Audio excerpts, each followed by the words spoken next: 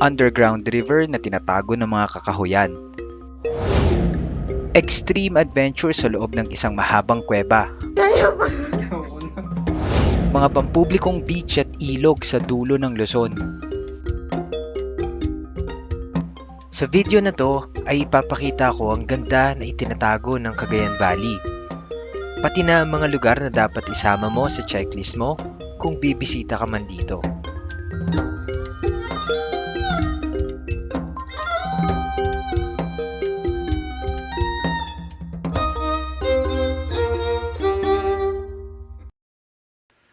Mula Manila ay babiyahe ako sakay ng GP Florida sa Cubao, papunta sa Junction Luna sa Abulog, Cagayan Valley.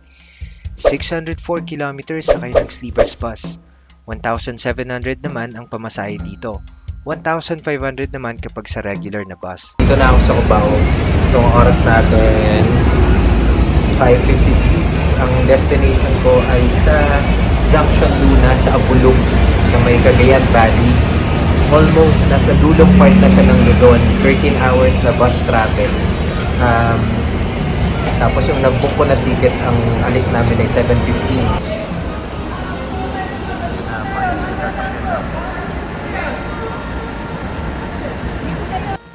Saktong 7:15 umalis ang bus mula dito sa GP Florida Terminal sa Cubao, EDSA.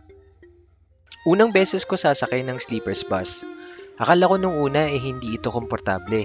But surprisingly, okay din pala to. May saktong space para mapagkasya ang buong katawan mo at meron ding komportableng cushion para makatulog ka sa biyahe. After 2 hours, nakadating kami dito sa Herona, Tarlac. Dito ang unang stopover ng mga Florida bus papuntang Tuguegarao at Cagayan Valley.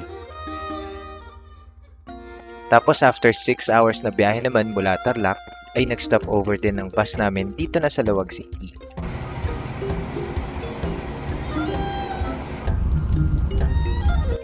Hindi ko na malayan na umaga na pala. Nagising ako at nandito na nga ang bus namin sa Claveria, Cagayan.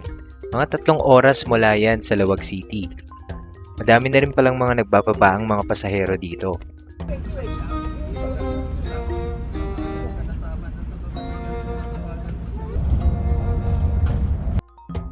Pagpasok ng Claveria, Cagayan, pansin ko na gumaganda na ang view sa daanan at ramdam ko na din na malapit na ako sa destinasyon ko.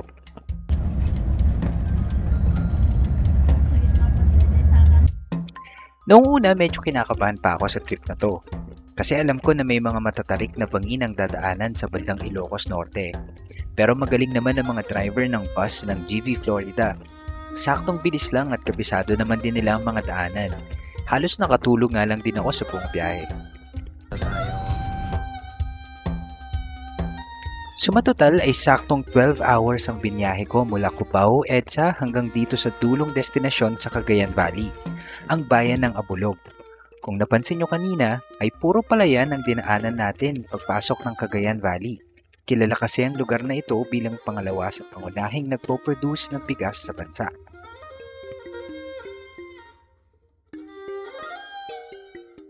Sa araw na ito ay kikitain ko ang katrabaho ko dahil siya maglilibot sa atin sa mga tourist spots dito na katulad ko ay siguradong hindi mo pa din napupuntahan.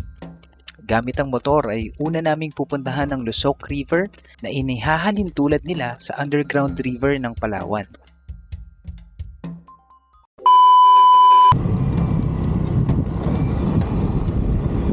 "25 minutes mula sa Junction Luna ay una kong pupuntahan ang Lusok Cave sa bayan ng Luna sa Apayao. Hindi lang tayo mag-i-spelunking ngayong araw dahil bago mo puntahan ang Lusok Cave ay sasakay tayo ng bangka upang makita ang kamanghamanghang lagoon na siya mismong dadaanan din natin papasok ng kuweba. Oh, nandito na kami. Oh, dami tao. Pakita mo yung bag mo, pakita mo yung bag mo. Oh, panis. Singaporean. Tao. So nakarating na kami ng 10 AM. Umalis tayo ng anong oras nga ulit yun? Ano oras tayo umalis, Cham? 30 minutes ago. 30 minutes. So, mga 30 minutes lang. Sakto lang naman dun sa Google Map. 30 minutes from Luna. Kaso yun nga, unexpectedly. Gabi si Iya, sabi niya. Medyo madaming tao guys kahit Friday. Pagdugan ni Bago pumasok, lahat ng bibisita dito ay kailangan mag-register at magbayad ng 50 pesos na entrance fee.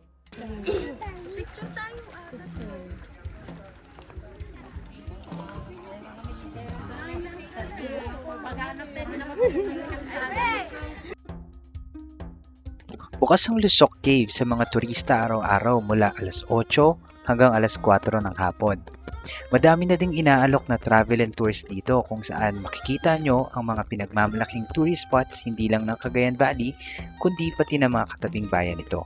May 250 at saka 300, moderate saka hard bag. Ibang kategory kasi yun. Max Palangking ba? Yung sa caving. Yes, ma'am, papasok. Pag di na tayo papasok, di na tayo kasya eh. Pero ito, ma'am, papasok ka din sa cave, kaso lang hanggang underground ka lang. Pero ito, makapagbangka ka rin, papasok ka sa underground din. Pagkatapos So, kailangan boat, natin yung bababa sa ka, ano, then aakyat. sa entrance. Dito tayo. So, covered na yung sa 200 per head yun. Oo. Yan. May mga choices kung gusto mong mag-spelunking dito sa Lusok Cave. 200 per head ang bayad kasama na ang guide fee. Max of 5 guests sa isang bangka para sa river kayaking. Meron din namang moderate kung saan hindi lang river kayaking kundi kasama ang moderate na cave exploration. Kung adventurous ka naman at physically fit at may experience sa spelunking ay may option ka rin na piliin ang hard sa halagang 300 pesos per head kung saan ma-explore mo ang kahabaan ng Lusok Cave. Ang pinili namin sa araw na to ay ang moderate na package kung saan makikita natin ang 200 meters na lagoon habang papasok ng Lusok Cave. Meron din itong kasamang moderate na cave exploration.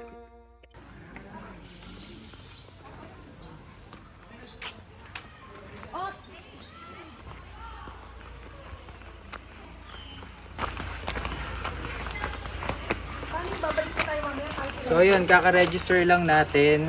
Apat kaming sasakay dun sa bangka. Tapos mamaya, number tayo? 4. So number 4 pa kami. Sabi ni ate dun sa registration, mga 20 to 30 minutes yung parang interval per group ng isang grupo. Mula dun sa sasakyan natin ng bangka hanggang dun sa pinaka-cave.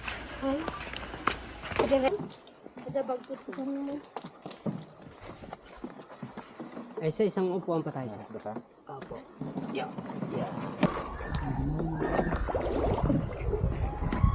Uy, ang hangin dito. Opo.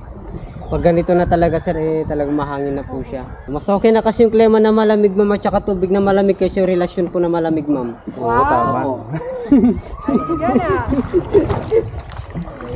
Lahat pa ba kayo dito, sir, first time po? Opo. Kayo din, sir. So, ito po yung taga saan po pala kayo, sir? Manila.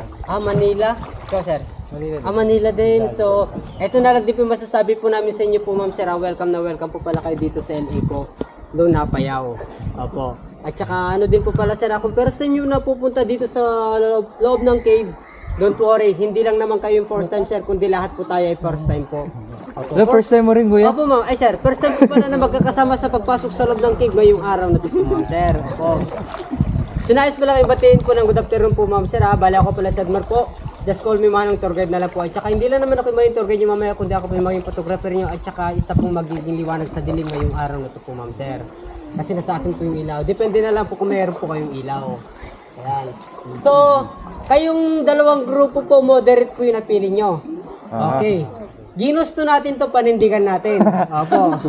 Kasi, eto kasi, sir, meron lang yung mga butas po na papasukin natin mamaya. Siguro, ready naman po kayo na madumihan. Siguro, no, sir? Yes. Ayan. So last 2014 and then 15 pala, ma'am, sir, eto yung paliguan natin noon. Hanggang doon sa bugad ng cave. Ikaso po, ipinagbawal na pong maligo dito, sir, dahil nalagyan ng higit more than 15,000 na fingerlings, tulad ko ng tilapia, karpa, and then yung eel. Pero yung mga isda po yung nilagay, sir, hindi muna sila yung pang food purpose, kundi pang viewing purpose po, yung pag lumaki na po sila. So meron na po ba kayo nakitang isda po? Amin niya may ahas dito ko na. Malapit. Hindi mamaya. Malapit lang pala siya. Ayun. Ay. Malapit lang pala siya. Oh, yan na yung tirahan natin, no? Ayun nga, andun tayo kanina. Ito yung drone shot na ito, papakita ko.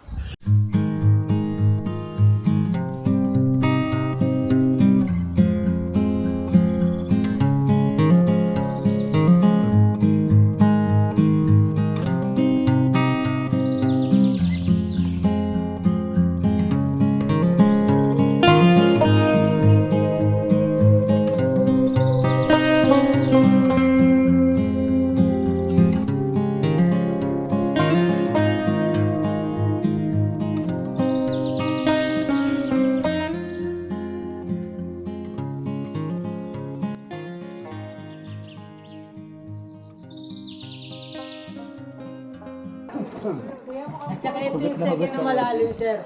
Almost 20 feet na po pala dito ang kalalim. Oo. Pero hindi lang talagang tubig ang pinakamalalim. Kundi ang pinakamalalim yung pagmamahal natin sa pamilya natin, sir. Tingnan na. Mark, di mo ibigay yung phone. Mag-video siya. Alright. Teka, usog ako ko. 1.5. Oo, sir. Kumbaga ito palang boat ride natin, sir. Kalayo One po lang. mga 200 meters po siya. At saka pag yung kalahati po yung 200 meters, doon tayo babalik, bababa tayo doon sa pinakabukas, and then aakyat tayo sa loob ng cave mamaya. Malalim nga siya. Mahirap kasi buhatin yung bangka pakyat, sir. Kaya dyan tayo mag-adventure kasi.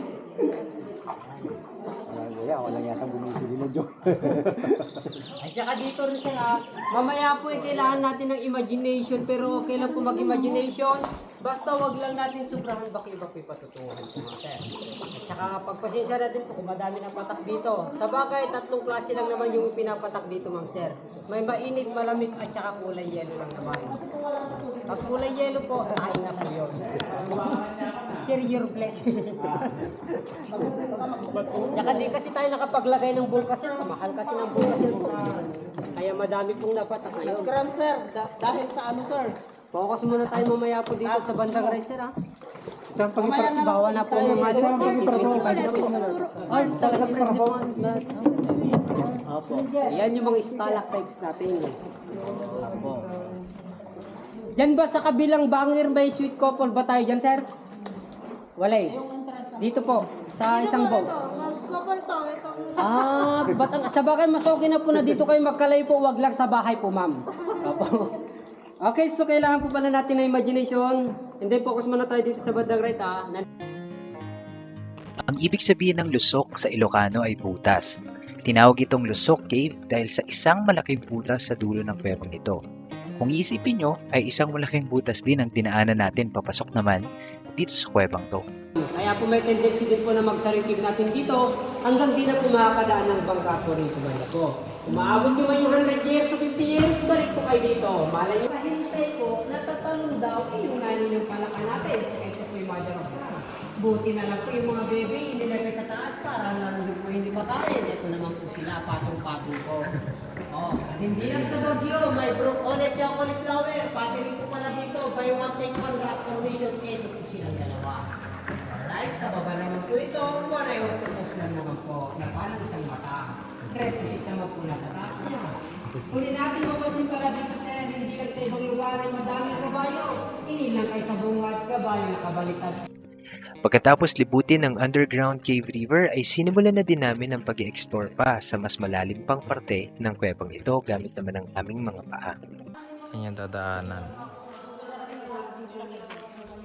Ating fallen soldiers.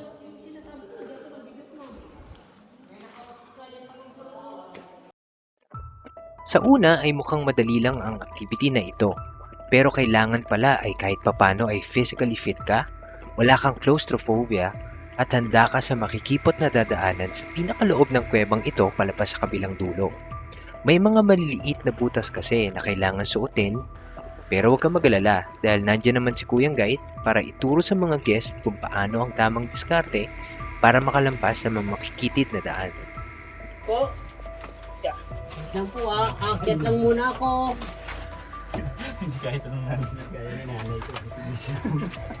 Sa ngayon, walang safety gears na available para sa mga guests. At tanging liwanag lang mula sa dalang ilaw ng guide ang tumutulong sa amin para makita ng maayos ang daraanan. Doble ingat talaga dahil isang maling galaw mo lang ay pwede kang mauntog o masugatan dahil matulis sa mga bato sa loob.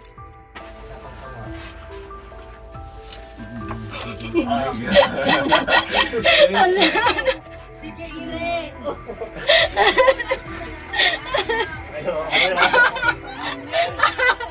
Bye-bye, Mark.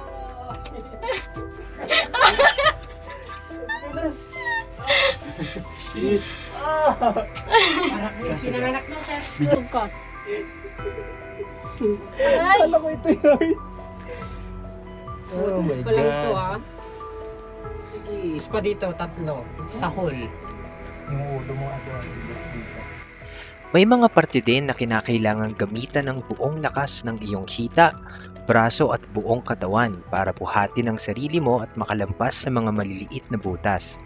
Moderate lang ito pero hindi ko ine-expect na medyo may pagka-technical pala ito, kaya naman kung gusto mo rin gawin ito ay dapat buo talaga ang loob mo at nasa kondisyon ng katawan mo para sa mga ganitong klaseng activity.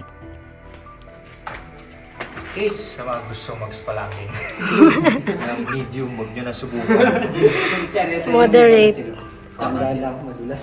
Slide lang. Yan. Okay. Ito yung kunan natin ng picture mamaya po. Ito yung concert ng mga bawal po natin pinapahawakan. Kumikinan dito. Live. Opo. Sila. May mga parte din ng kuweba na mahigpit nilang ipinagbabawal na hawakan o tapakan. Maaari kasing masira ang mga stalactite at stalagmite dito kapag hinawakan. Pero gaya nga ng sinabi ko ay ituturo naman ng guide kung saan lang ang mga tamang dadaanan.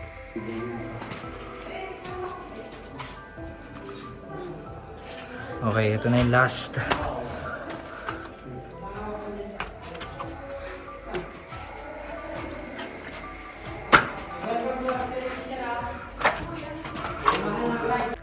Maiksi lang ang trail na ito, ngunit dahil may ilang technical na daan, ay hindi namin namalayan na 20 minutes na pala naming ine-explore ang loob ng kuwebang ito. Ay, ala, nauntog. Ito lang sir, magising ka dyan.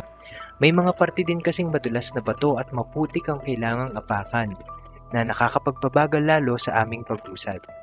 Suot sa bahay. Nakaroon.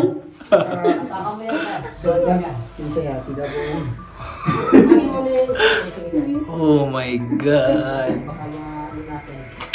Then sir, meron kong hawakan dun kasama natin. Okay. Tulak ba? Tulak kita. Mag-u-turn ka na dyan sir, meron kong hawakan sa likuran. Ayun o, nakita mo yung bato dyan sa taas mo sir? Oo. Yan. Yan sir, abante ka lang sa gilid. Gaging hirap. Ba't may pa-U-turn pa pala to? Yan, tapos sabakan mo na yung isa sir. Yung yan, yung nasa taas ko ng paa nyo. Yung sir o, nasa likuran nyo. Hindi ko carry ko naman Ayan, to. yan. Maliit lang ako eh. Oo. Ito na yung masasabi ko na pinakamahirap na parte ng kuwebang ito. Dahil bukod sa maputik, ay kinakailangan na gumapang at sumuot sa masikip na butas para makalampas dito. Gina ako ah. Oh, sige. Sabi mo, dito may volcano. Sino nagsabi volcano sir? Doon sir, sa shadow. Doon sa kamay ko. Sa taas sir. May liwanag doon. Ito. Oo. Wrong way. Sir, yung paa mo doon sir ilagay. Sa gilid banda ron, no? Pagit lang, sir. Sige lang sir, sige lang. Ako. Ayan. Ang dulas na ng kamay ko eh. Ay, sige lang sir, secure mo lang ma'am. Ay, dyan sir. Ayan, ganyan sir. Taas mo pa yung paa mo sir, baka Oh, shit. Taas mo pa sir, para hindi na madulas. Ayan. Ayan sir, oh. Well, hindi ko kaya mag- may light ako pati yung tawag ng flashlight. Sige sir. Wait lang. Bumalik. Sige lang sir, sige lang. Okay lang. Mali, ang pinasukan doon. Nakalisip ka kaya. Kaya yung ilaw mo dyan sa ma'am? Balik ka na lang. Balik ka na lang. Yung paa mo, itulak mo dun sa bato. Yung bato kanina.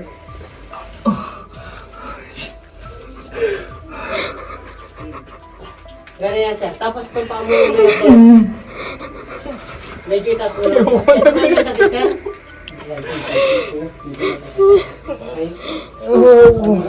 Tama yan sir.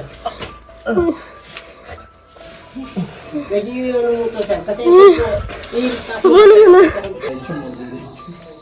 Kaya professional caging na ito, dinalang nila amin.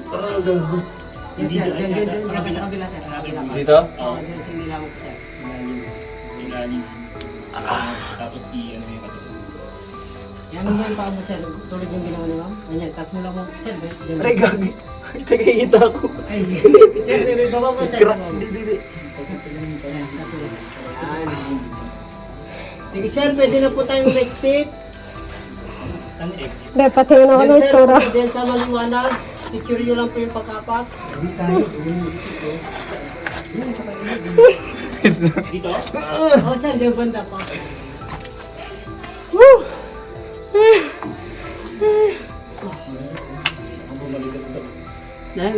Makalipas ang higit 30 minutes ay natuntun din namin ang dulo ng kuweba. Hindi ko ina-expect na mahirap pala ito. Pero ganun pa man, sobrang sulit at hindi ako nagsisi na sinubukan ko ang challenge na ito. Kahit papaglabas ko ay puro putik na ang buong katawan ko. Tapos na rin sa wakas. Look at me. Puro putik na yung ano ko. Anyway. Yan yung chinelas ko. Tapos na tayo.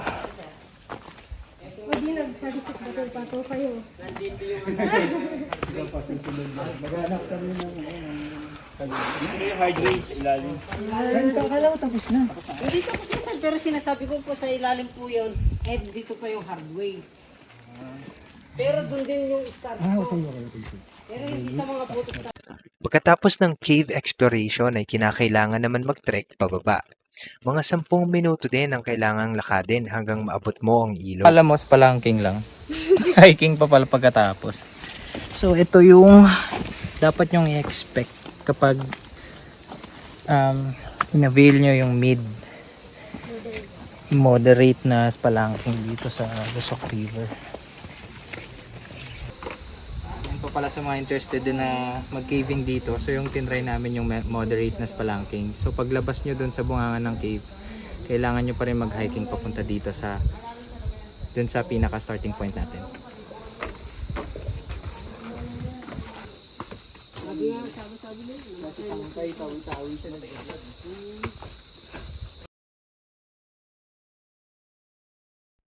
Merong free access na ilog o mini dam dito. Ito yung perfect spot pag galing ng kuweba. Dito na rin kami nagpanlaw at tumambay muna bago umuwi. Madami din palang turista at lokal na naliligo dito.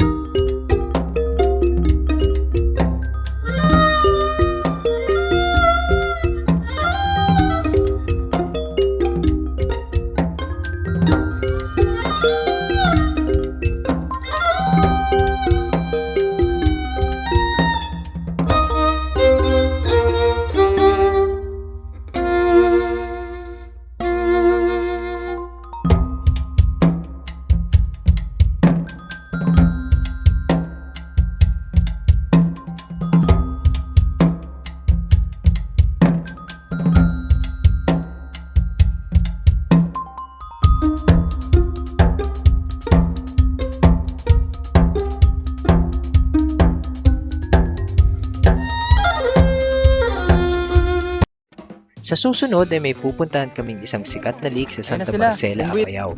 Susubukan naming mag-kayaking sa lawang ito. Pupuntahan din natin ang isang lugar sa dagat kung saan binabagsak ang mga bagong huling isda. At syempre, hindi din natin palalampasin na hindi matikman ang mga pagkain na pinagmamalaki ng Cagayan. Abangan nyo yan sa part 2.